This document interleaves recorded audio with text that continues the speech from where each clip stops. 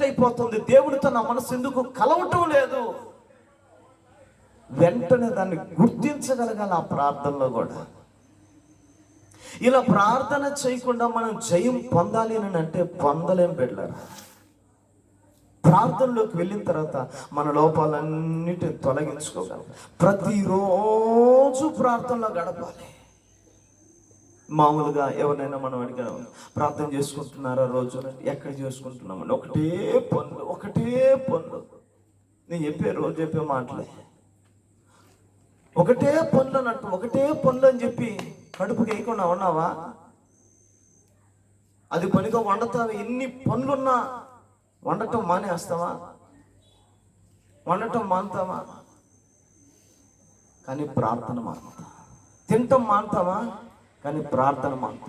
నిద్రపోవటం మానుతావా? కానీ ప్రార్థన మానుతా. ప్రార్థన మానుతాం, పని మాను. ప్రార్థన మానుతాం, అన్నీ చేసుకుంటా ఉంటాం. ఇంకా దేవుడితో మనసు కలవాలి అని అంటే ఎలా? దేవుడు మన మీద కనుదృష్టి నిలపాలి అంటే ఎలా? దేవుడు మన మీద, మనకు చుట్టూ కంచె వేయాలంటే ఎలా? దేవుడు తన కనుదృష్టిని మన మీద నిలపాలి అని అంటే మన మనసు ఆయనతో కలుస్తూ ఉండాలి. Praise the Lord. Hallelujah, hallelujah. ప్రతిరోజు దేవుని సన్నిధిలో గడిపే అనుభవం కావాలి. ఒక్కరోజు దేవుని సన్నిధిలో గడిపే అనుభవానికి దూరం అయితే నా అనుభవంలో జరిగింది చెప్తున్నా.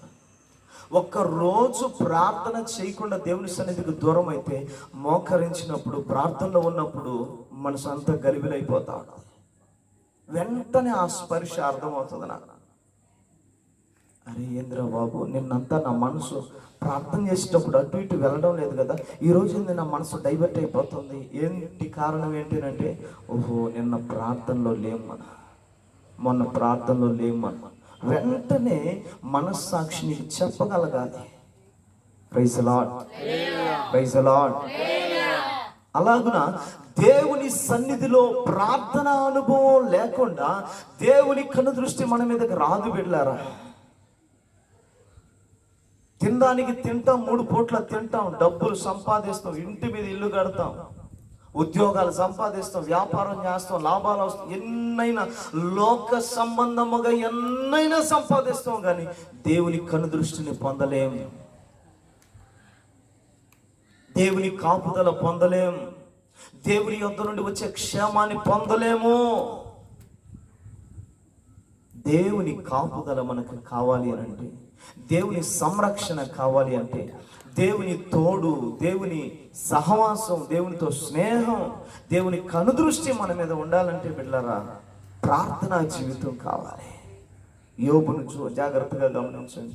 అతనికిని, అతని ఇంటి వారికిని అతను చేస్తున్న ప్రార్థన యొక్క రికమెండేషన్ అతని పిల్లల మీదకి పోతుంది, భార్య మీదకి పోతుంది.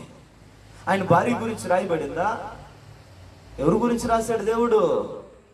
కుటుంబంలో ఉండాల్సింది యజమానుడి ప్రార్థన ఉండాలి మనకు. ఆమేన్. యజమానుడే సతికిలు పడి ఉంటే ఏంటి పరిస్థితి?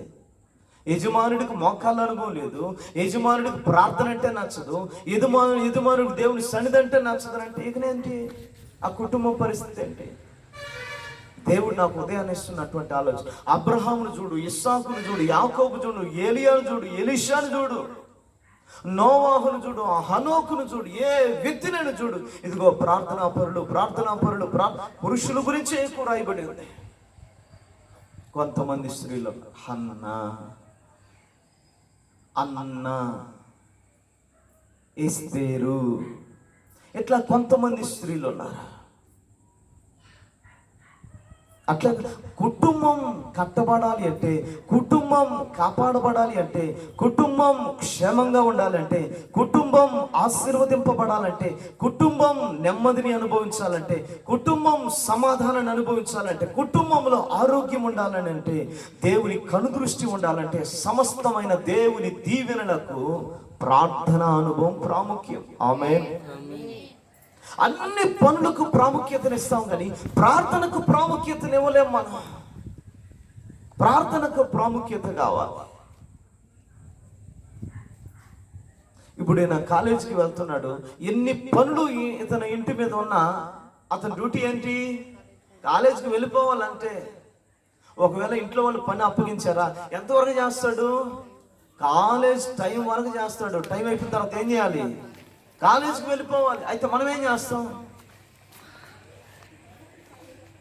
సన్నిధి టైం అవుతున్నా కూడా ఈరోజు పోకపోతే ఏమవుతుంది, ఈరోజు పోకపోతే ఏమవుతుంది అనేటిది అంటారు. అదే కాలేజీకి అయితే ఫీజు కట్టేది ఎందుకురా, పో కాలేజీ పో, పని చేయబలేదులే పో అననే తరిమేస్తాం. జాగ్రత్తగా ఆలోచించండి. స్కూల్లో ఫీజులు కడుతున్నామని, కాలేజీలో ఫీజులు కడుతున్నామని చెప్పేసి ఫీజు కట్టేది ఎందుకురా, పని చేసి పిచ్చుకోవడానికి, నీ ద్వారా ఇంట్లో ఉండాలికా, వెళ్ళు